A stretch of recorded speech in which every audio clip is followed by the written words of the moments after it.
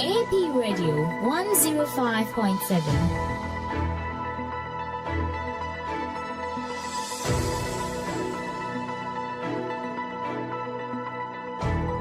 Action Power TV, the way of salvation.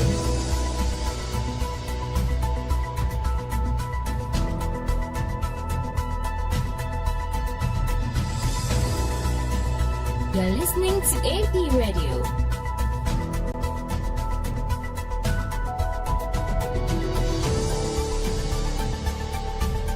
Action Power TV, the way of salvation.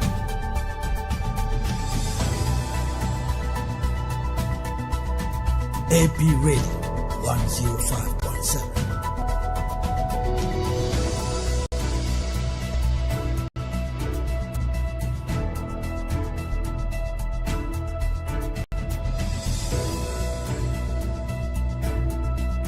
You're listening to AP Radio.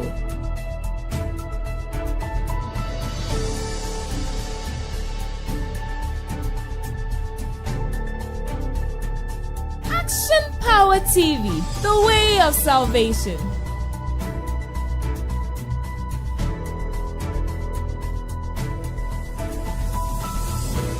AP Radio 105.7.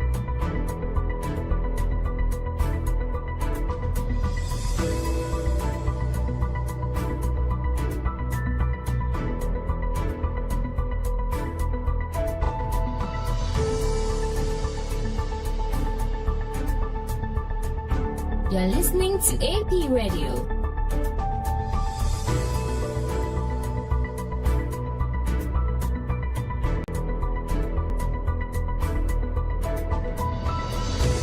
Action Power TV, the way of salvation.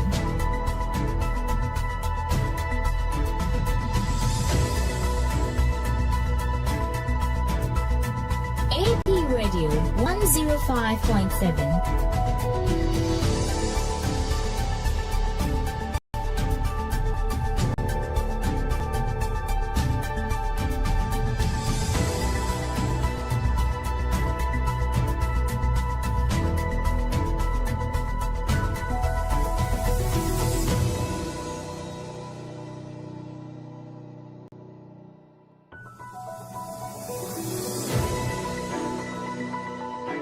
AP Radio 105.7.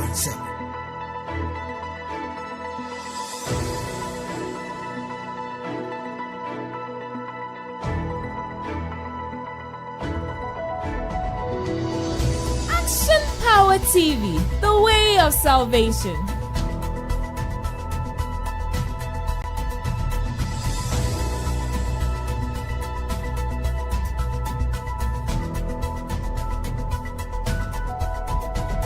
AP Radio 105.7.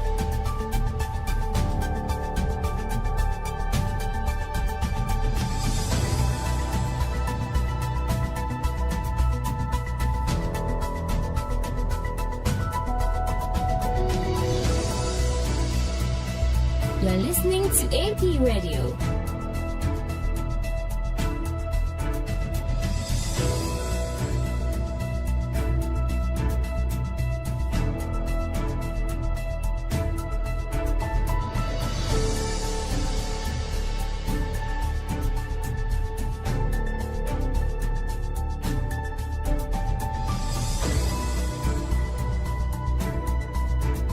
AP Radio 105.7.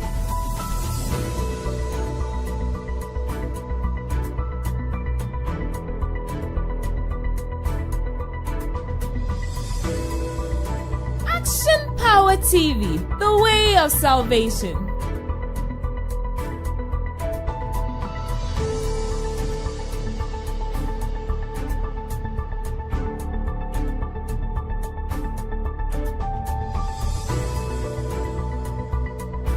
You're listening to AP Radio.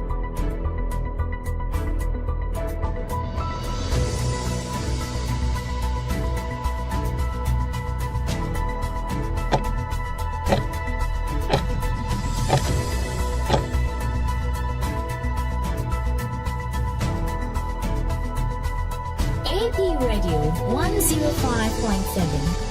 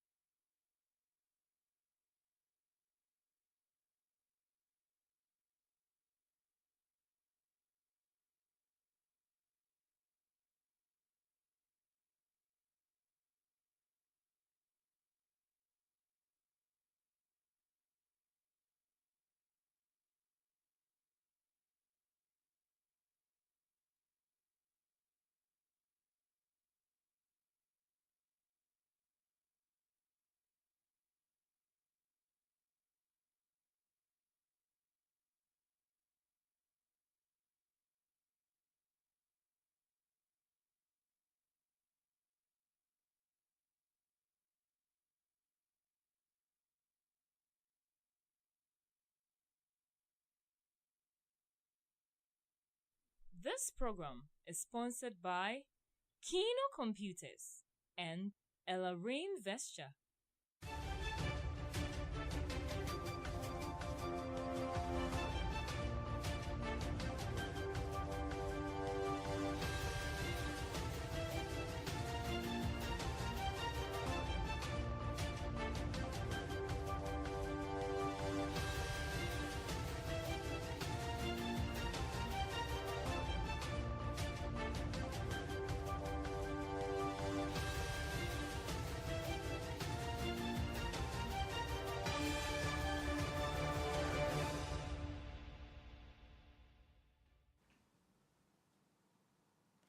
Yamamunyina Moha, area Yadeba, APTV, AP Radio 105.7 Casafide so. A brasso says some Hodoya Wapwa no Sadumi and Ubremo Cassia Bono, Mede Ebersumo, and ne a February Bossoman on the Tosson Cron, a Wafimpinu, and near Drunusia, you woman, and Naya Juada, and somewhere Ebano, the Obete, a Wumubini. Ye mampani ena wafresa uraba Bajamal na wujina omagana nemu Nigeria en wobabe pray abatuo ewo omayi mu na sane ne dwumadi esiko ye no ye mampani sina ni nye ho ne senti waje Nigeria dibre no afri nsem Afei yako Emrasha Bejafia Yera Isaac Adongo ese Edom Kuan se wa mo ho po sura be hye wa mo sansa 24-hour economy no etumi agina ekonanim. Sanso ana ndisi haban no so wo pepapa so obeboa ma wo masuansam etumi akonanim. Inflation was at about 3.8% so January 2026 yimuna Edom Kuma no ese enye dwuma wo yen ni passet na munti wo mechirichirim. Dodo no aka yen ho ne aboa no se dumienu bremo kase bo a mede bremo APTV and AP Radio 105.7 kasafide so okwa news.apmediagh.com and some no yaboa no akogu a ubetumi akokenkan bi sanso na Facebook and YouTube APTVGH, TikTok, Instagram and X ntintafide ni APmedia_GH ni ninkita ho ye dwumade nyina fo ani edi echebi mo so for boss lady Afia Kyem Agyemang.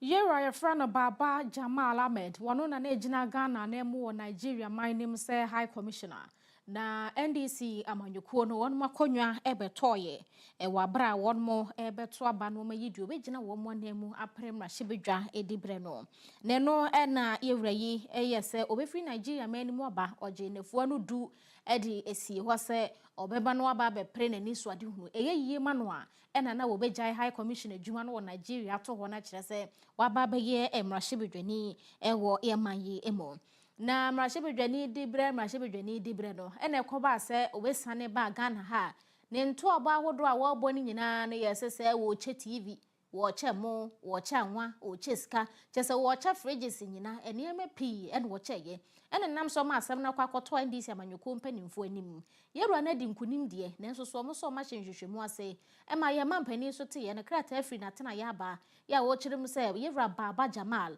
se no wagu empanini no anu odi wo Nigeria manim hu fin ne se ntise adibre no wagye afri ne nsem ntise se ndisi amanyuko no wo mo so so ye nhwehwemu internally no wo mo be wie na kyese ebuabo yerua Baba Jamal so a na ya hwese ne nkunim de na wadie no wo mbeto akoso e de ama no anase wo mo beje e de afri ne nsem yerua Baba Jamal de baba be yi ne ho ano se ye TV no ne sika ne niam na ocheche ye ne nyina no na enye se o de tonkrofo vote na emu ase o kire ne ni so de ama delegates anase o hye wo hu kran se o mu konkoto aba no na o mutumi enya obi a obegina wo ma na mu mrahye bedwafie.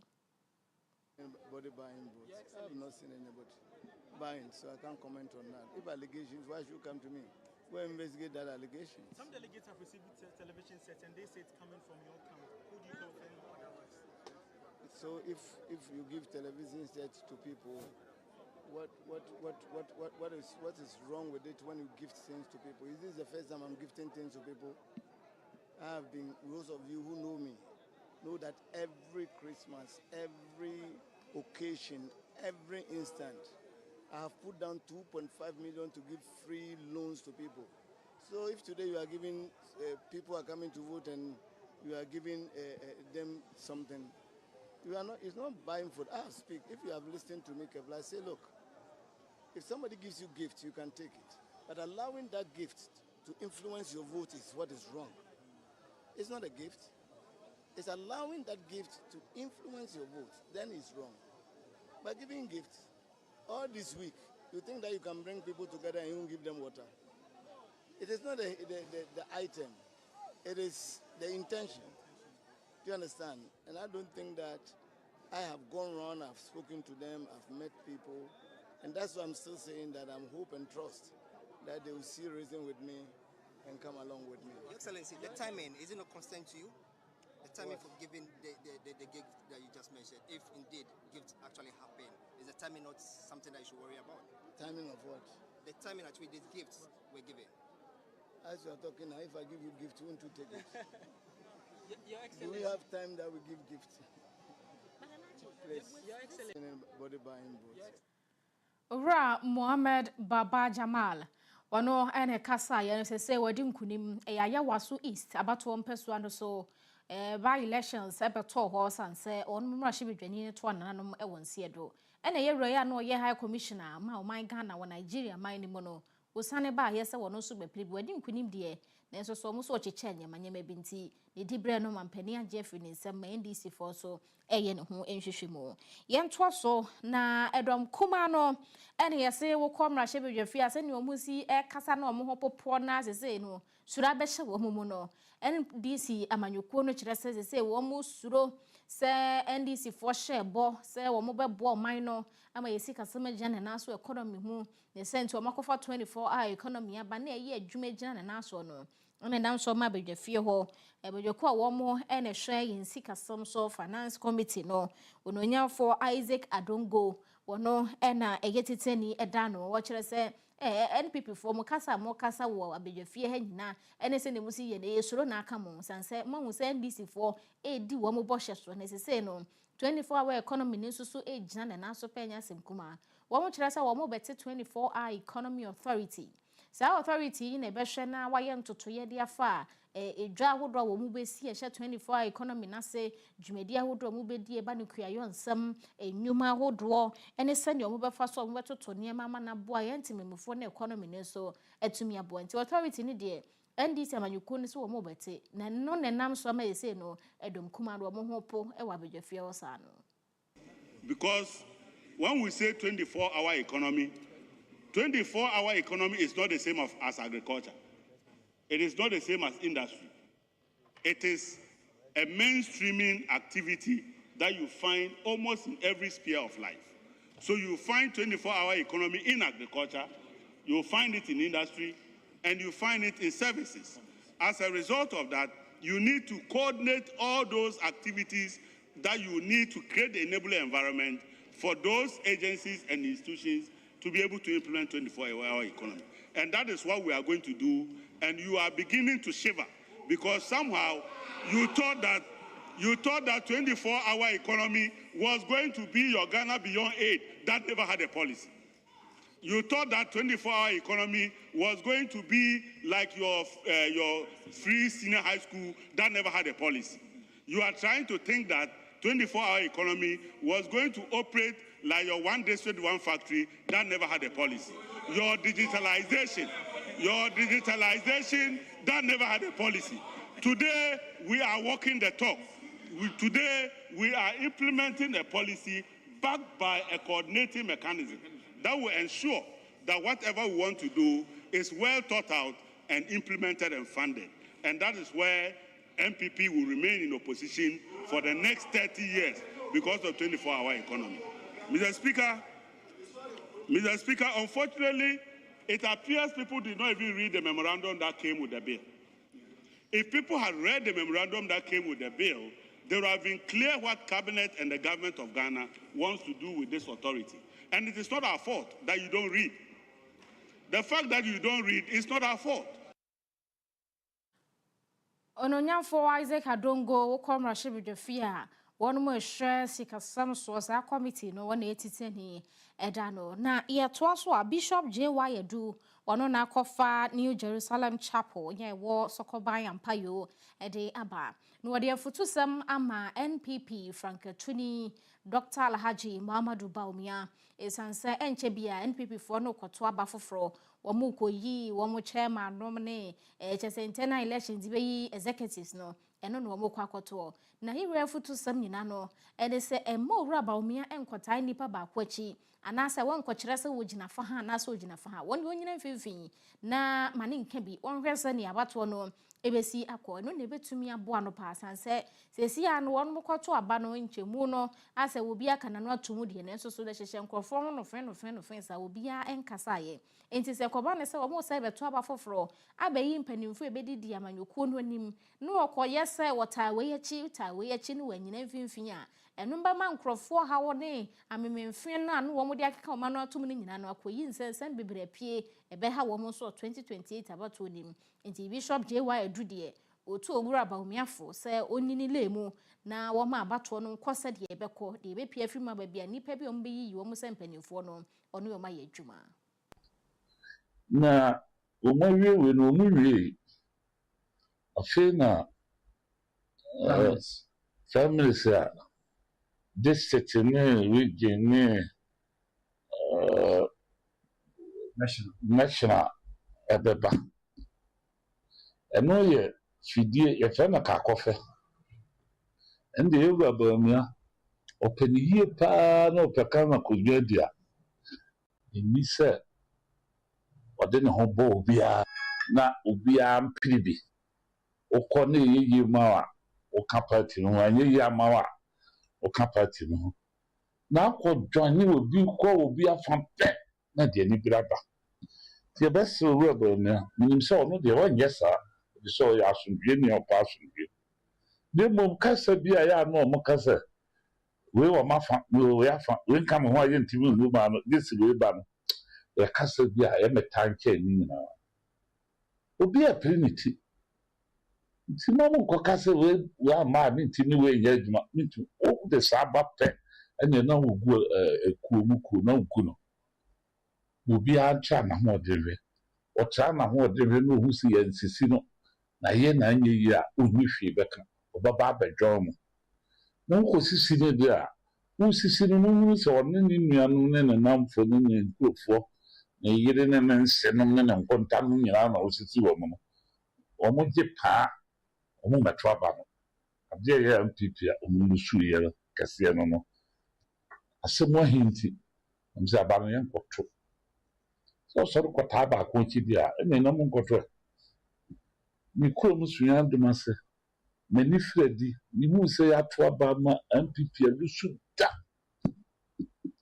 So a few tell me, Omulusui. It's say, quite more fast, which is share Monomano, Manchester. The best say, Belnia said, the Ashen and Salmon paying for say, a Dijawa near the Aswell. On feed the Nika. Many uncle drew sa election of Grand Cotton on Camby. Over I don't go me nipa na wie na so amana sa no o ha ya o ma na no minimum and now so say oni obi afa eni on kana sa kopim say be trouble na wie ni obi afa so say amanyofo na du be bi mu twantro obetim de akwa na ho no constituency me Bishop J.Y. Adu wano ene kasa ye no kyerɛ sɛ wɔto aso ma ye hu sɛ NPP empanifo no wɔno mo ɛma wɔmani enko party wɔno kita wudifo no ho pa sanse wɔn kasa ma wɔn no wɔn na manyukuo no bɛpema kɔ n'animu a egina wɔn so fa dodoɔ no a nti ya wɔn hwɛ wɔn yie na wɔn mo masetena mu so enko ye sɛ bɛyɛ ansɛm wɔn ka ba abɔnten no ebetumi ayɛ nsɛm papa ama atemamufo so ɛko ado MPP no ade ba ko mahunu MPP mu a agye wo mo nsaba mu ye communication no o mo ye poor NDC were communicators kura o mo biti MPP bebrebe wo a wo je hwe sami dem fi ade o de be ye MPP for kasa MPP gu ye half of it ye sami dem communication o ye no o wadaje jam cameras ne no ma ko nsu ho mo hwe nsu na be no yesi do ko haba o sisi ya no waduru ho no obetwa Ghana fo mo hwe me ko yesi de tie ona some people for pekonya transfer so mo pe communicators papa na MPP for ma kana pen sa ka bi so mo sa tie dene so mo nya idea na ebo mi abebrego ko man tie no yes de a se na hye na ben man tie no nya adwuma tu si omomo da wuro ma no mo tu omo ncha se mo pe bibi ma omo mo pe bibi ama mo di NDC ni party no de na mi hu omo modern mo se omo sikatui anya omo ya mo hwe omo nkurofo no omo bibi pa omo ya do die na people for there Bishop J.Y. Adu Oruna kofa New Jerusalem Chapel dia be wo sokoban ampayo ene wo de sanse metu dwafa NPP no ho na yenko ni partner ye mo ensem.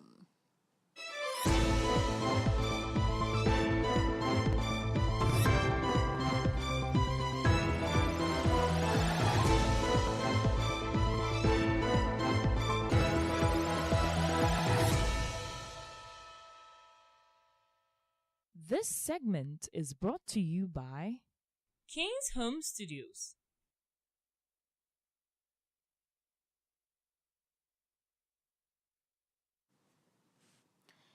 Chifu pepe krom ena fe chifu wawase wamo ene de sansa mi etudwa na wohwe wamo abanka chepani ya ye freno no nyafo Eric na okọ chifu himan lo wadentra ye no ewo mfimfim mantem no momentin no won na ya abanka chepani ade hye wo ho mani ajepa ya wamo bo abanka chepani abaso isanse enemi no kasai wamo sa etumi aka ehumasua ebia ya abanka chepani no akwakọ bia no na yewra Patrick bia no wie no wose ani si aban ne de ba no wumasua wafa abonebo pa so obebo ma ye wumasua ho nsam atumi agina ne naso eniti wonmu bie classroom de ama twifu pepe kromfo na fe twifu wase ma wumasua ho nsam so atumi akonenim na no no wokoto de asere kronimu empanimfo se wo mu fanto mo ho so se suku no mo behwe so yie akyerkyerefo wo ho ne headmasters no so behwe so yie ama suku no atumi asomade hye a wo mo mpotamu ho akyere ne enkoba se be kakra bi na suku no mpoma yesi abubu enkonwa ewo mu yesi abubu ni adede bi wo mo hwe ne yie se be ye betumi abo amadane de nyina aban no tene ne nsa ebi beso wo mo so dan ye de abebo asia ma camp aban ni so ade hunu nse obema school ko ayemre ama akora ma akora bi ankogina ba bi se me pe school akọ na emom dan nti na manye de manko na emom abofo anase oman no ye ne aban ni edi nsawoso aban ye na fam de ya bewie se de director kan no ye behwe ne yie no ye ne ankasa nsori bi ho no ma omoye asori wo school dem enti mo behwe sa sori bi beji so be asori wo ho a ye beji ni sika ana mo ne betena ase because school kwala konya na eba na nsen no eye dade ne enua Ononyafo Patrick wono ene ya banka chipani de machifu himan lower dencha mensi no emo enu akire mensi ne mo panimpa ya woda wo masua no mame Justina enkansa wono so anase Jacinta enkansa wono so edebi eto so kire se ne omani aso aban no hyehye pa wode egu akwamu ma wo so etumi enya school bia wo kire se kroni mu panimfo nso akire asen ema wono mo entimi nya dwuma se de se Impen bebre na ya ka de free education nti ayede akaza ode yede ma farmer ya farmer buku na yede bo hia ade ne hia bibia osada afraba ohia manali hia akodo ye besre awofo won fambra won bu head teacher why na awire onko bebia otra ha wa abo ma won farmer eziye woziye ada chi ne jide wo beka nti mo biara na nano I said a wobwan, one share no famboa, head teaching. So I'm one is on your bay in the apple, but no book be full so I can away. In the nano, one son ye, one one I zip here on here, ma, Nate Mama Quadrant, Master, there will Mrs. Jacinta Enkansa, one ne kasa yedo, mensi ni mo pani a wodan wo masua ano na ne kramo na head teacher wo wase camp DA basic school Rabeneza Beidu wono so kire se no school no hawa wodo ana wo famu wo classrooms a wo munya ma desuafo nsua de se wo monsa ka bie no wo mani je ho po mani so na se de panifo aka to so wo munhwe so ye no wo behwe so ye pasan se wo ho kyere a wo mu ankasa na bebo a wo mo ye pa school da ho ntoma sei na yato nsa frɛ me sɛ memfa mano du sɛm matudwa na ɛyɛ manige paa kyerɛkyerɛfo ne bi aba ebi kɔ ɛwɔ mpɛmpɛn so asisi a school abɛdui a ɛnɛ ɛnya de fɛfɛ ti sɛ yi a ɛsi ha yi sisi a mene mu kasa ekuta nkwara bɛyɛ 173 ɛwɔ school a yɛde wɔn yɛ school or how only a mania ya firm when you do baby nanka ya pet school dying near the Quaraya Communia JHS. Yenya dying, the cocoa shed ya wahai, ya the school dying. Yo, how hapa? Ya why be can your school dying? Now, Yamia Domini DC, Nataruma, and the way you saw how never through my head. I don't know you won't know how. Nkonya ye wo ha wonkonya ho di mesre chefo fo so wa no yesu sisi ye 8 basic school fiti KG 1 to J3 ye 8 di mesre na community teacher ba ko kan won ti se mpanifo sa chefo ba director wo ha de wada wo director na motumuni abahwe wa wase camp na Ura Ebeneza Beidu wano na ye head teacher ewo wase camp di ye basic school ni nyina no ewo chifu himan lo wade nchira mensino emo ye to aso akoye ni mu adwere bi ase ewo kwawu east mensino emo wepo ye mantamo na adwadifo adrabafo ehemfo wo ho ena wo maka omo ho abom mo kire se wo mo kwan enye kora kwan ne de nke yebeka se mpanimfo aba ye ama ejina na so na so se ne yesi nye no ene se wo mo amfa speed ramps bia maso de ka ne duru ho ebe fa so beto ne bo se be ye enkofa kwanhia dodo ka bo bi ne kwan so kwanhia bete so no omo anye bi wo kwan no so nti yeda so saa no ane se adrabafo no so duru ho wo mo nto wo mo bo eno ene ha wo mo fam wo kwan no so se wo beba begu kwan so ama wo mo ebe ka so mo ho beto mo na so so no dane de nyina ni pe free mu wo saa kwan kro no aso de debi ene ye hu kwan no kra se nke ne mo fa ne saa wo eni timpanifo nhwe na saa speed ramps a wo mo pe ebe ma adrabafo ato wo mo bo kwan no so no wo meye ma wo mo se be ye betumi aboa wo mo efri kwawu praso de ko dwere be ase nom ene hwade ni nyina hia mo apa e fa no saa speed ramp ne ho na wo hene wo kronim na wo mena ko yeboa a wotoso miensa ono na de na no etu mu srede ama adrabafo no se ya wo mo nto wo mo bo kopem se aban no ebeba be ye saa speed ramp na sempanifo beba be ya ma wo mo na tumi aboa ma kwanhia ka ahwe ho ene saa nyema nyina no etimi abafom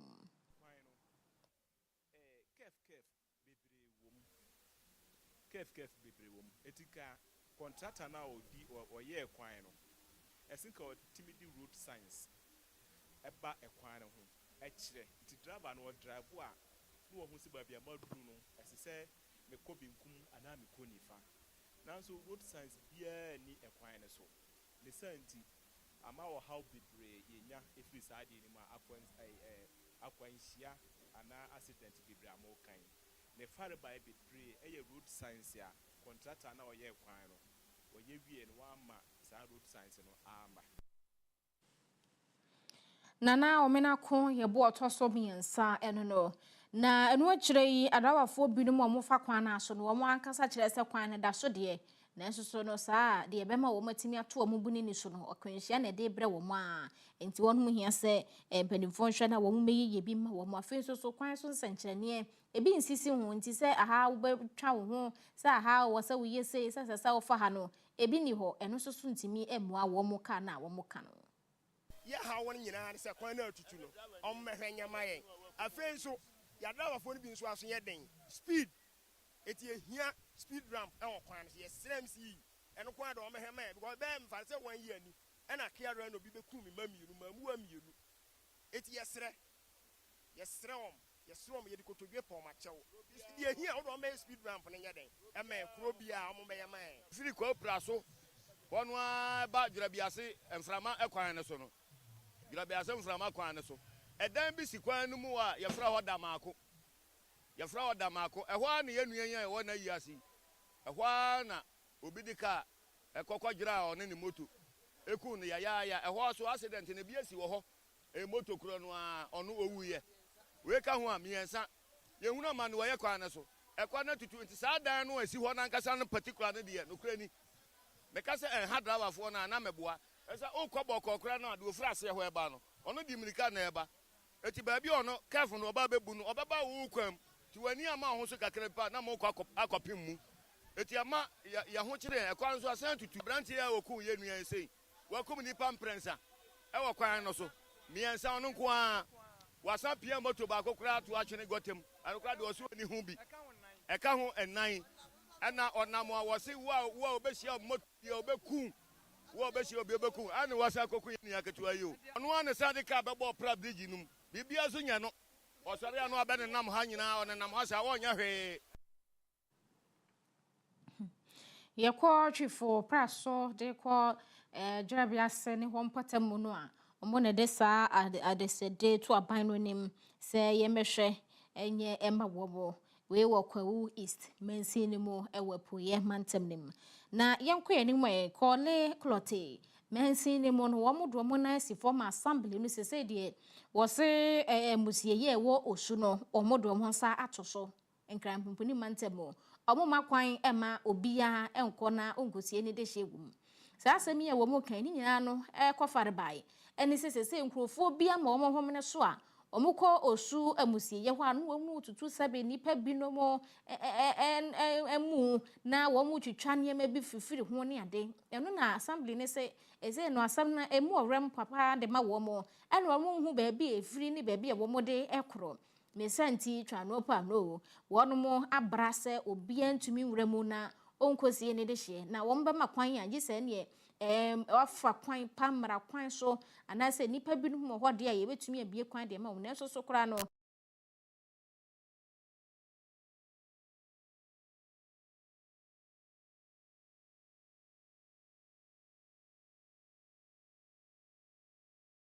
sika bia ye je wo mo je wo ma ne bro so wo mo anya nhyehyɛ ni ye ni ade ni nyina no eno so wo mo be frefre busua mo ho kan ye na afei wo mo ne matena se aye nhyehyɛ bia wo ho ni nyina no ene saniyama yekoso ewo osu amusiye ho no assembly ne se wo mo ani nyi ho ene nam so ma se no wo mo abra no ban kra chepani wo ho owura Alfred Ato Alote Geize wono ene kiremu fa sane eni masi ko wo osu amusiye ho ene kwan o mefa so mbetumi asi ano ne senti me no kasa de wo mo abra se ubaba besie wudi hye. All burials at the Osu Cemetery are hereby put on hold in the next 2 months. This suspension applies to the general public.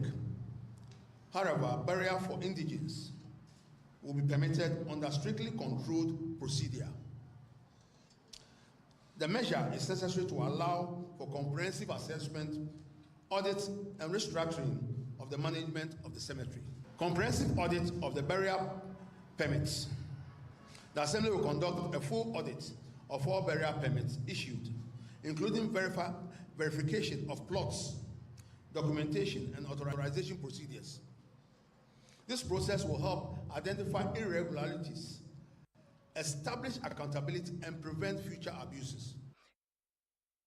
Owura Alfred Ato Alote Geize wono ene ya ban kra chepani ewo kole clote mensi no emontin hihye ye ni ginesi a assembly no asie do eno ho nsem bi ena wode atodwa no ye twa ho ye je abofo nkrato ye ba ye kodwadie mo ensem.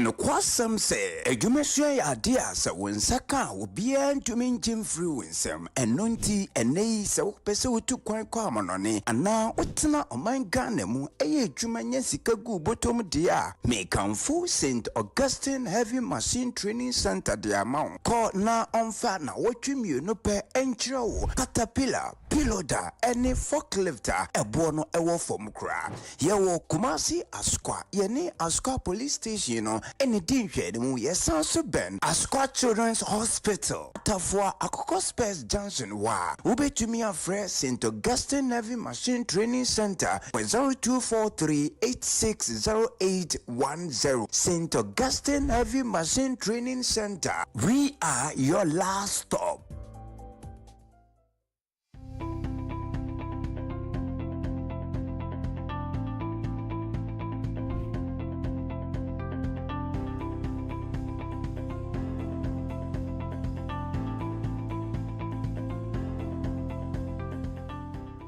Hello there.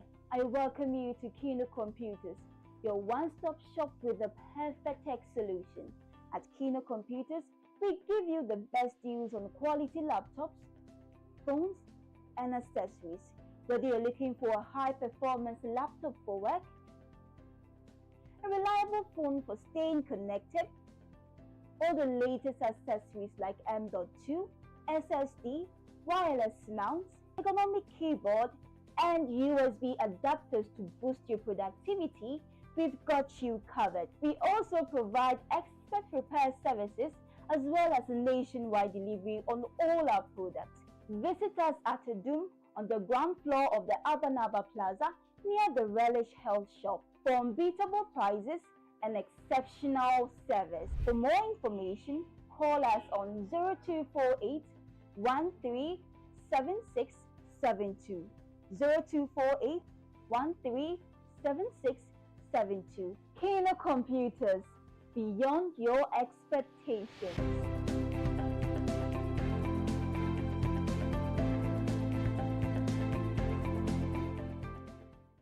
This is what mini wireless networks look like. But hey, this is what they actually look like. Introducing Kenny Rose Wireless. Switch to Kenny Rose Wireless and enjoy streaming without buffering, communication with no lagging, business without restrictions, and achievements with no limits. Get connected today. For enquiry, sales, and support, contact us on 020-8282-810. Visit our website on www.kennyrosewireless.com. Kenny Rose Wireless, internet made easy. Introducing the Smiling Shark Outdoor Solar Camping Light, a new modern way of lighting up your world. It's a powerful portable lamp with 2 modes of brightness, a strobe light as well as a flashlight. You can power it through solar charging or Type-C charging.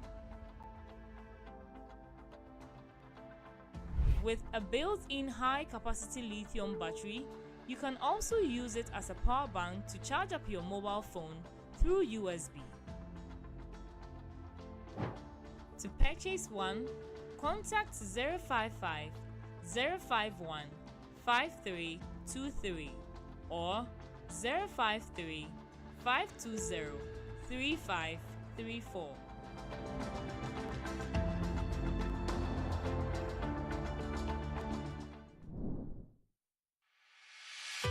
For desktops, UPS, toners, and printers galore, Bell Enterprise has got it all, from CCTV cameras to office chairs that keep you in style at affordable prices that will make you smile. For schools, businesses, and individuals alike, we have what you will surely like. Contact us on 0245 099 786, 0245 099 786. Bell Enterprise. Shop with ease.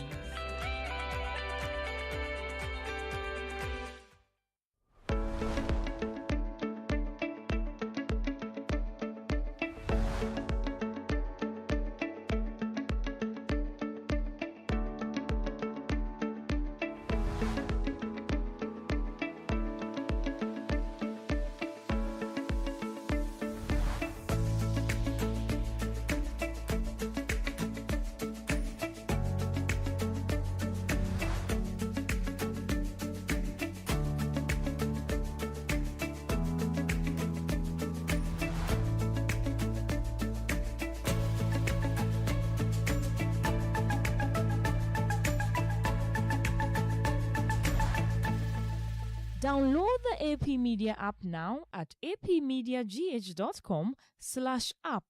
It is currently available for Android devices. Coming soon to Play Store and App Store.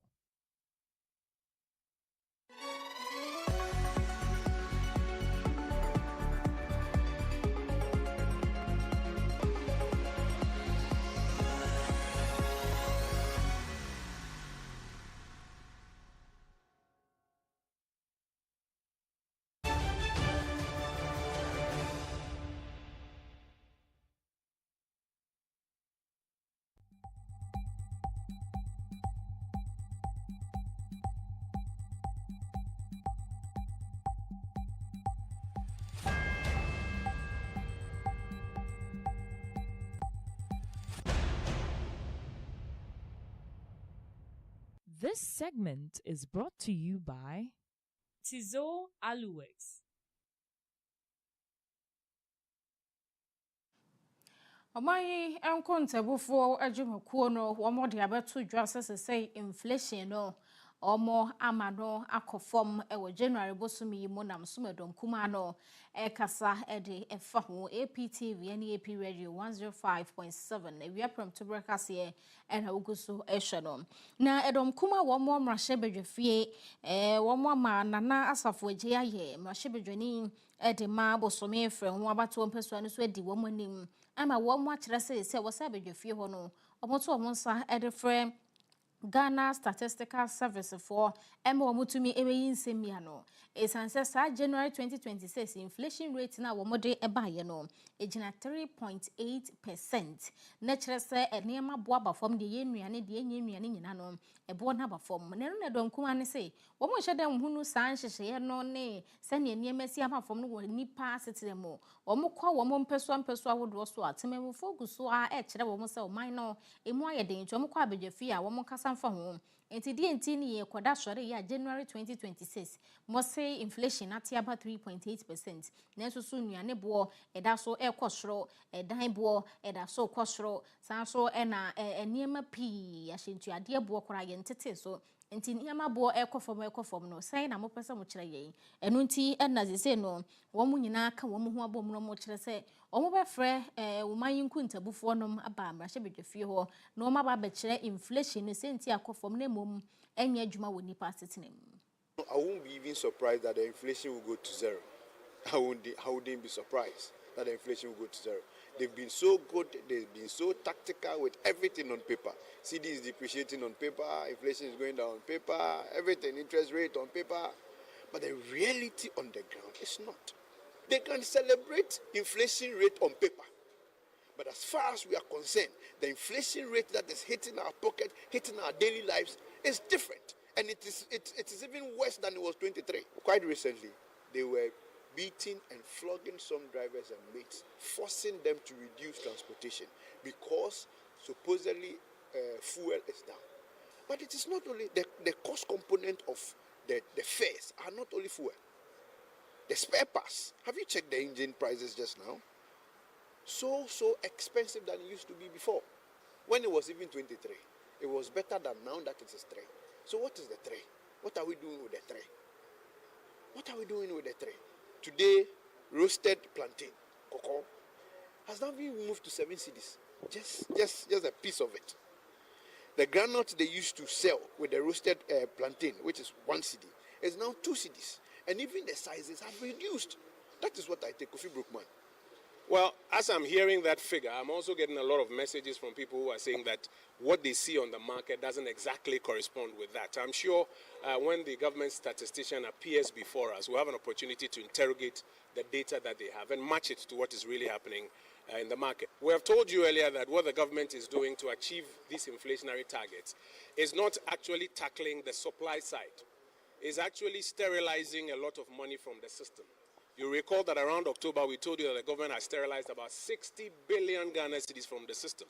In other words, that money is being sucked out of the economy, so people who want to use it to, conduct transactions can't even access it. So it's one thing they're doing it on the demand side and telling you, therefore, that inflation is down to 3.8. But when you go to the market, you see the real rate. Nana asafo agye aye wane ononyafo kwajo opon enkroma wodomo enede sansa mitu dwomu nyina free edom kuma no FM yento aso nko yanimu a Ghana National Chamber of Commerce and Industry penimpa woda woma no yura Mark Bedu Aboagye wokyerɛ sɛ no sika korabea wodo e wo man yi mu ankankan ne ankrankran sika korabea wodo no ɛsɛ sɛ wo mo yɛ mo ntoto yeye ɛfa no ankrankran nwumeku awodo nso ho wo say institutions no a wono mo sika ho adwuma no omo mo abosia emfama ankrankran nwumeku awodo na entumi empem nkɔ nanim eno na beba ma omo nso fam no wo mo agina sanse bosia na amode bema na ne ho nsi ho no bema mo sika krabia no mo mfaso etimi akɔ nanim wabra mo ye mo nhyehyɛ na mo keka mo niam abo mo teti bi eso edifiri mo ebie wo so wo se no sika krabia awodo no mabosia almost bibi the short term Yeah, ma 6 months dey akosi 12 months to say. Ene ye ra ebusa say adwumakuo ban ene betumi e de 1 year. Pepe wode eje bosia no. Wode anya ne ho say tam aba betua san so anya ne nsi hu de aka ho. Wo kire say so a edi ntini wo mmie mu na enwumakuo no be ma mo bosia 5 years, 10 years kura no a wo mo de be hye wo mo adwuma no ma na nyini sa no. Wono mo ebetumi atua ne ntam na atumi abo san say wo be ma obi bosia na nipa ne betua na wontua ne yie no. Eba san na ma bosia bon so kofom. Eni nti wo mo hwe na de e fa ne short term no. Wo mo nyimfiri ho mfa ma enwumakuo akese na wo mo gye a wo mo gye ne dododo mu wo mo ma bre ne mu nso ntwen se be ya wo de be ya adwuma na ma na ejina ene wo mo tumi atua wo mo bosia ne ka. The banks are also surviving because of these businesses. Now they don't have any option. Government T-bills are trending down significantly. So now either you give it to the business, so strengthen your risk analysis and make sure that you're able to lend to the business community. So it is time for them to even lower the interest rate. In fact, I have said earlier, when interest rate is very high, it is not in the interest of even the banks because their non-performing loans will go up. People will borrow the money not because they don't want to pay, but because they also have to invest in highly risk areas for them to generate a higher revenue to be able to pay. Owura Mark Badu Aboaje wono ena eyepenimpa ya wodra Ghana National Chamber of Commerce and Industry ano yenkohwe yensika no ahoden. Say America dollar no so pesa was sana wo de cost cedis mo gina 10 cedis 97 pesos. So na wo cedis na pesa wo kwaje dollar no ebie megina 10 cedis 99 pesos. Ye hwe euro no a eno so wo sesa e de cost cedis mo gina 12 cedis 97 pesos. So na wo cedis na pesa wo de kwaje euro ni bi no eno so gina 12 cedis 98 pesos. Ye hwe pound na wo sesa na wo de cost cedis mo gina 14 cedis 93 pesos. So na wo cedis na o pesa okoto pound ni bi bego no and also ejina 14 cedis 94 pesos ye sha afi na se na wo twetwa mu no de ebesi na wo twe mu nyina no eso etete de ba fom ye hwe se betumi abayi ma ye cedi no ho etumi ayeden ye ko agudie mu ensam.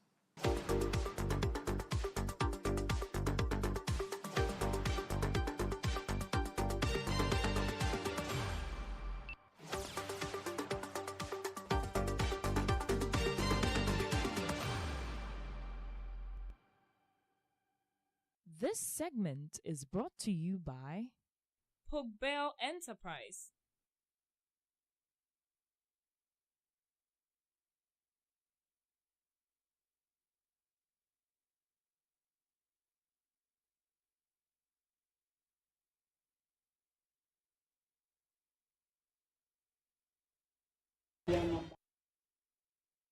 Number 16, Dana Silva.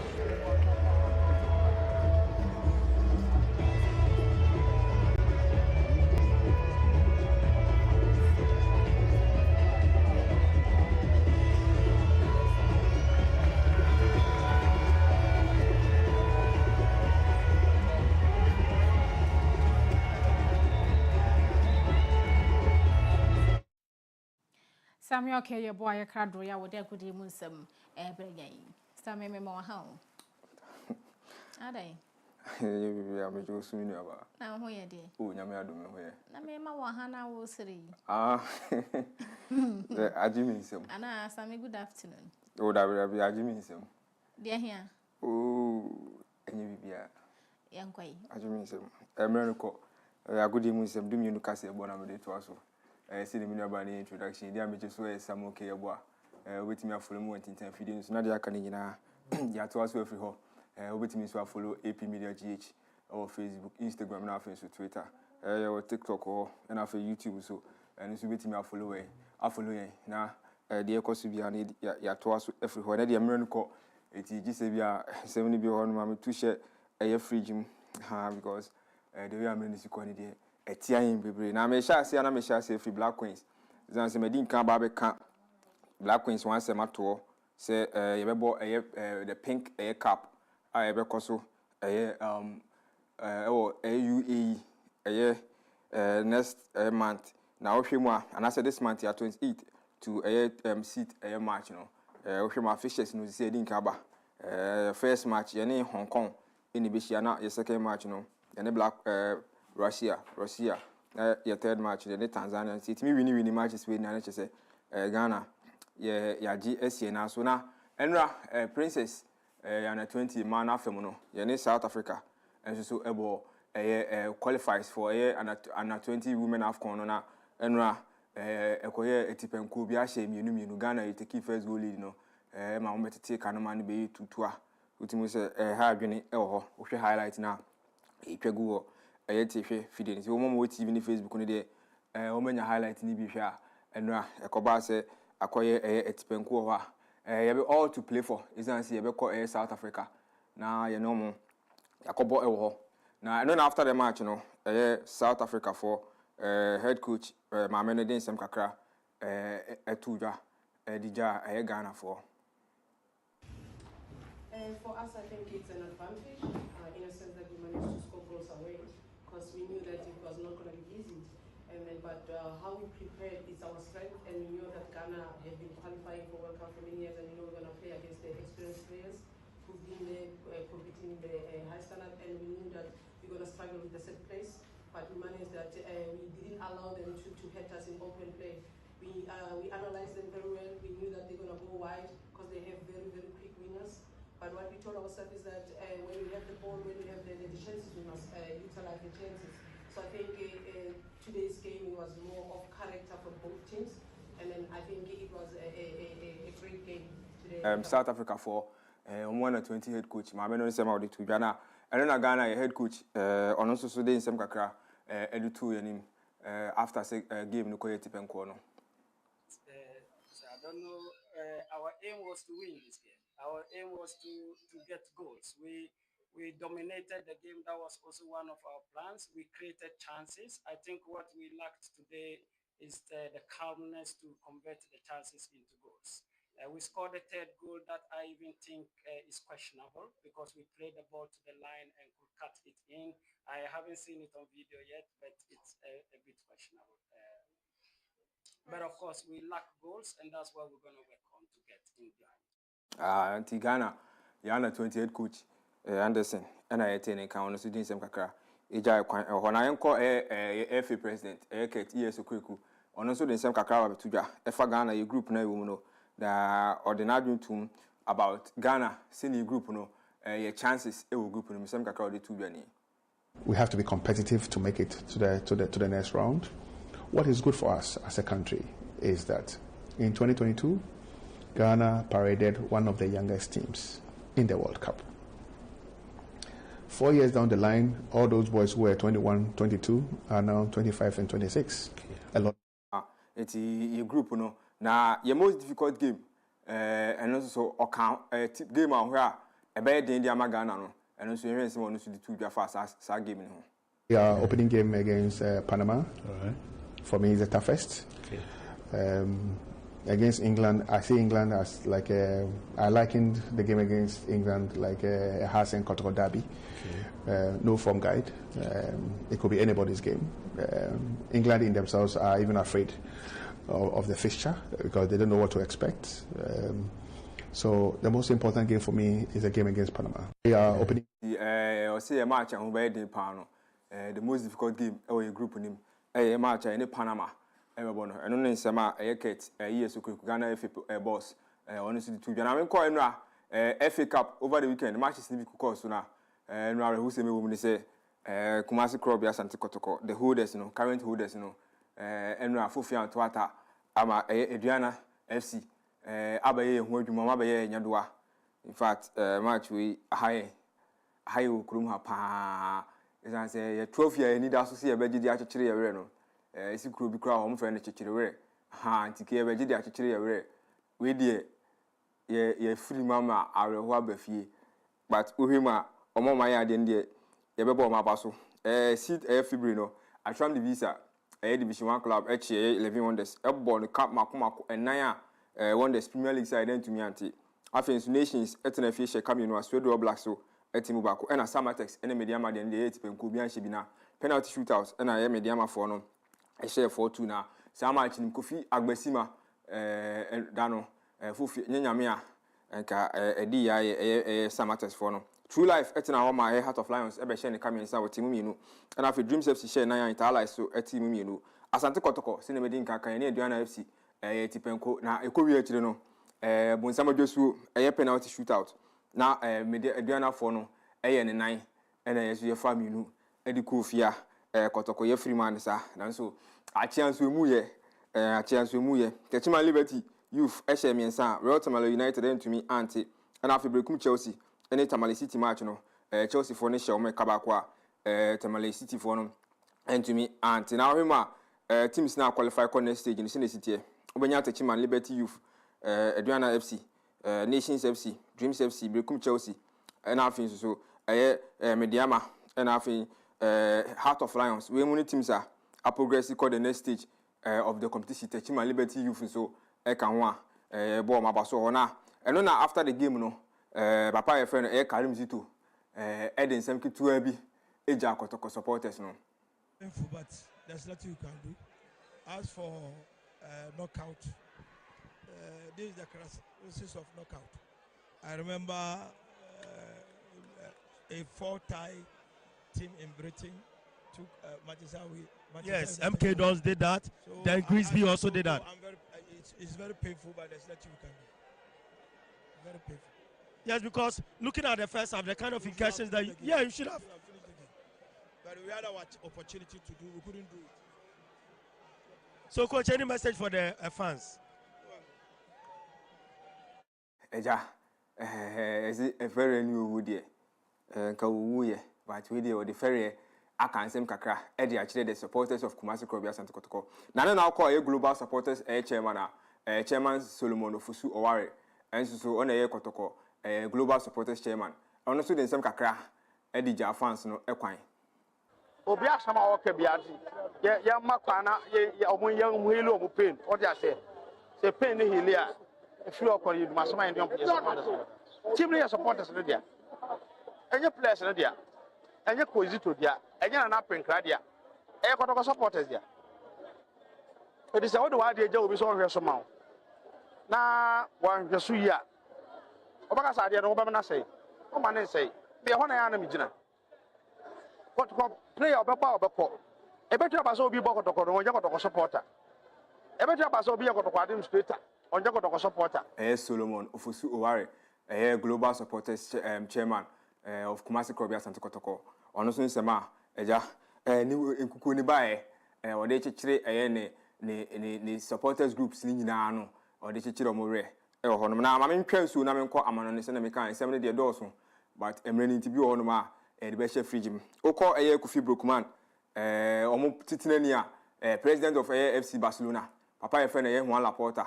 Ne de ya or the resignation letter. Aba beshim. Say nyame aduma next month 15th March. Ena basa abato no ebekoso na mran mu kire say prior to that na wo say wo de unkonwa nyina to form. Ana say udi bia na udi as the president no wo say wo de to ho na okubu akonta kire the wom our club no any the reason why going forward no what say fans no omoto abane de ma and I say Brookman supporters ni nyina eto abade ma na no na papa no odi osie ayoyo why due diligent due diligent yes wama na nima enyam e na odi ni post no ato ho no wa kire say entia what say Barca for no eto abane ma no entia ne de call Barcelona ho a club no munni president dabi nemum more standing Rafa used on no ababe ginem as standing president until say 15th of March no ye beto Barca abani nyina wie ne hu de obetimi adi nkunim abaye the president of Barcelona say be Laporta and I said the only contest no and also the Emrenin Krabia and the better European games no over the weekend say na make an Emrenin contribute say bi ho a me de chef region na say me hwitra na me fa La Liga we are makofa Premier League no it's yem call La Liga ni straight never results is call so I was Spanish La Liga nim it we call La Liga nim say na over the weekend matches na course no esiko Rayo Vallecano omo de ne de say nema bi anhye dan ko ye team penifo no etu akakɔhye eda afensu Barcelona Kofi Brokuma me kan asem no otena fie echi RCD Mayoka ebo ne kamiensa wentumi anti Sevilla any Euro na match no so ko yetipenko bi ahye bako Sociedad any Elche match no Sociedad echi omo mo kamiensa Elche etimu bako and afi Deportivo Alaves etena fie Getafe ebehye ne kamienu a wentumi anti Athletic Club Bilbao Inaki Williams enu a wosi form omo hye kamako and 9 Levante etimu mienu Atletico Madrid shockingly etena fie Real Betis ebehye ne kabako a Gotoni good Anthony and they said the only good no more Betis for them. And I feel Valencia our Mestalla no since 2013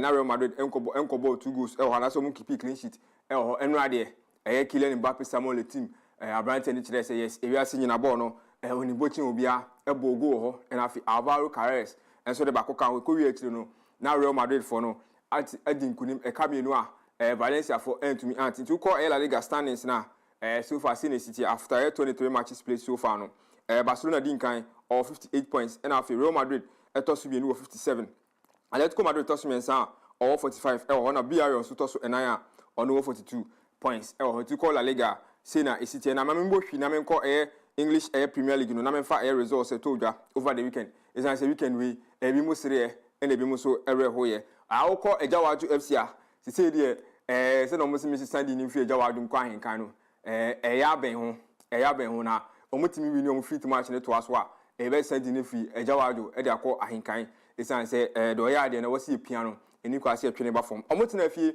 Old Trafford e she Kamienu a Tottenham Hotspur entumi anti bakokra e na fi Arsenal nyameti FC etina fi she Kamiensa Sunderland for no entumi anti Gyökeres e chire say yes striker in form e bought 2 goals e Bournemouth any Aston Villa match dey ko yetipenku bi a she bako afi Burnley etina fi ma West Ham United ebehye ne Kamienu a went to me anti Fulham Everton the Toffees yes the inform team share ne Kamienu a oti kan mu bako Zankui for the monya de Zankui for no monya de Wolverhampton Wanderers omotina fi ma Chelsea the Blues escafo amantem ebeche ne ball ne kaba akoma ensa oti mu bako na Ice Cold Kopama otini ne mu yi ko Chelsea abakose mo Premier League ni ma omo ma share hat-tricks no Abrante ne din kan wabo hat-tricks in kwama akoma enan Premier League ni ma wutimi say Ice Cold any escafo amantem de say omu bibi aso gina so dendenden a obi obechi ni bia wan hwe a tafo na abeji e de akofi Newcastle United etina fi ma Brentford ebehye ne Kamiensa o team mienu Brighton and Hove Albion Amex and ase Farmers Stadium no otina ho ma Crystal Palace ebehye ne Kabako a wentumi anti na Bobobo FC Bobobo Anfield no otina ho ma team friend Manchester City ebehye ne Kamienu a o team ba ko na match no pani behwe na interesting ho nti ko hwe Premier League standings na Sene City Arsenal the Gunners edin kan 56 points after 25 matches there is 13 games Premier League in Manchester City etosu bienu 50 points is 6 points in a separate on Arsenal for no Aston Villa etosu miensa on 47 and Manchester United Jawajo for no say on mabetosu and I am 44 points and Chelsea the Blues is kafo amantem and to tosu enuma all for the 3 and Bobobo FC Liverpool tosu insia omo de no cry de enche de hian is an say e na top 4 no and e na pimpin dodo na eni di akire ho na o he league season ekosu ya in fact players ni bi bo mo modern o say yetimi yo mo kire na o players am the most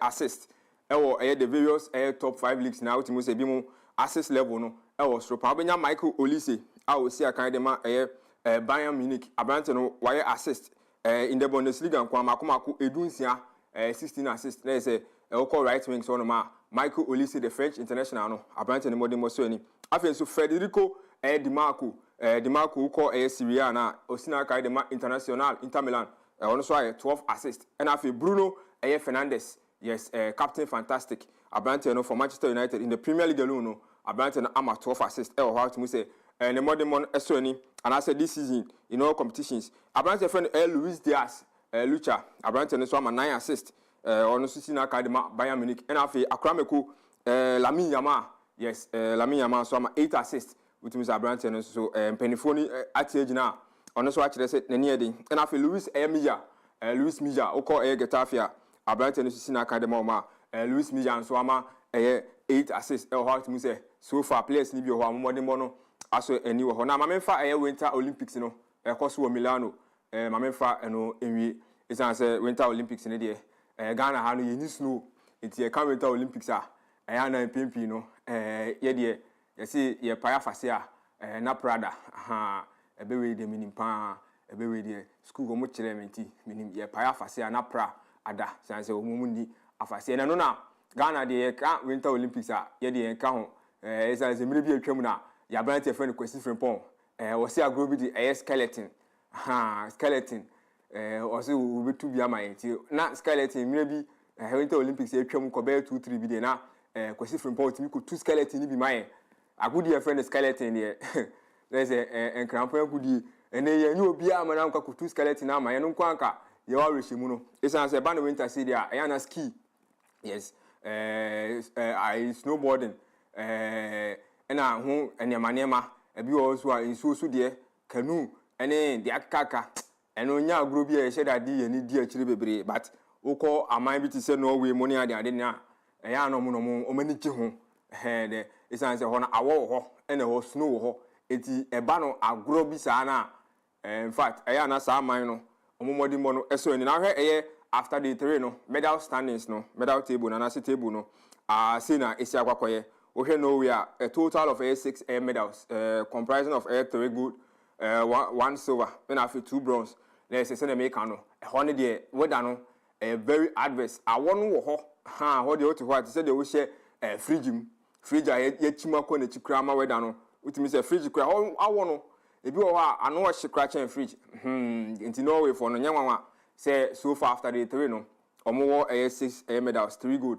1 silver and after 2 bronze oko United States of America USA omo so 2 medals so far gold mienu omo so agi gold mienu ho omo de ebewie no na omo na age ne dodo isan say eba ne se mfa athlete papa ne mra de a usan USA for ho a omo maka ni nyina de omo ye beba say omo be ne nam keke isan say agudie ni kese no ko na nimu no USA for ye den ya ye de gold no ye be sesa be bredi akọ ekuro nim isan say ya sheda training aba ya training se eba be sesa gold no enti obi anyina nchen se modi ye nim kura den no ye be claim go one side Italy for no host no so far more 9 medals 1 gold 2 silver and after 6 bronze isan say gold no ya ne mu du che bronze no and ama Italy for no etoso miensa enke ye card ya nka mo na medals do so far but bronze bebre any gold ba ko de obi anya gold miensa I see exams no obi atwa 90 na o twa 90 be 3 no obi atwa 100 o twa 100 mi no atwa 80 ba ko den ya do twa 100 mi no atwa 80 ba ko no obi twa Japan for so 4 medals 1 gold 2 silver and after 1 bronze it's almost also a 9 after the 3 no Austria and so 3 medals 1 gold 2 silver almost sa no mo na kwena Germany so 3 sa omo de match na ba ko gold ba ko silver ba ko and after bronze ba ko ayemiensa and Sweden for so minu gold ba ko na silver etuko Winter Olympics na de ekoso ho se na medin kaka ebe wi akire no ebe kwa ma ni nyina sane de den ya US for United States of America Trump mano ye be sesa medals ni nyina de akọ ekurum yo mo maka ni nyina ye de sapanya mom o ma ya de na 4 US be sesa dem wa se me de update ni nyina beba se ya sesa me ba me din no ebe frem Afia akwasi Afia se US ya mfa medals ni nyina me ba me din no ebe frem akwasi Afia nti me nua ba wa ye krado a se de US ya boa ye hunyi no we phone din kan but den ya ye be kiro mo se pani de odi pani de odi pani Afia na team 5 me be frem akwasi Afia na ma din e wo ho na odi asemu se din de ba ya me hu ye mati na me na sa me fanfi Hawaii mati abusia samuel okay ye bo na dia gudi mu nsam ma be so me wia from to broadcast ye boys so no ye de ni nyina be si ha news.apmediagh.com ya bo no akogu ha betumi akokin kai bi sa so na ye Facebook and YouTube no ye APTVGH TikTok Instagram and X intentefide ni APmedia_GH ejumedie nyina wo ho abetumi edwani ade eche awudade nkra ene de to aso. Happy birthday to Tracy Afriye Osei. Good Shepherd School ho and wo de ne call. If you are for Mr. and Mrs. Osei every year more for say Josboro Junction and we will say nenya media fikro aka omo ba Tracy every year was say ho a omo wish omo be a happy birthday we will say Nyankopon say omo ano ni nyini mu na omano meye panimpa emo ebusua nyina. Afei, happy birthday to Nana Kofi of Kings and Queens International School. Mama Mary, our ye Juma Wonyine Government Hospital, and was say, or wishing a Nana Kofi a happy birthday. Or saying, Yamema Wunyini Mayor Penimpa, na or no mamma do all pray, extra stress, ne bay into me, a mayor, titire wo mayi mono, Yankopon, Emano, Emremo. Happy birthday to you, Nana Kofi.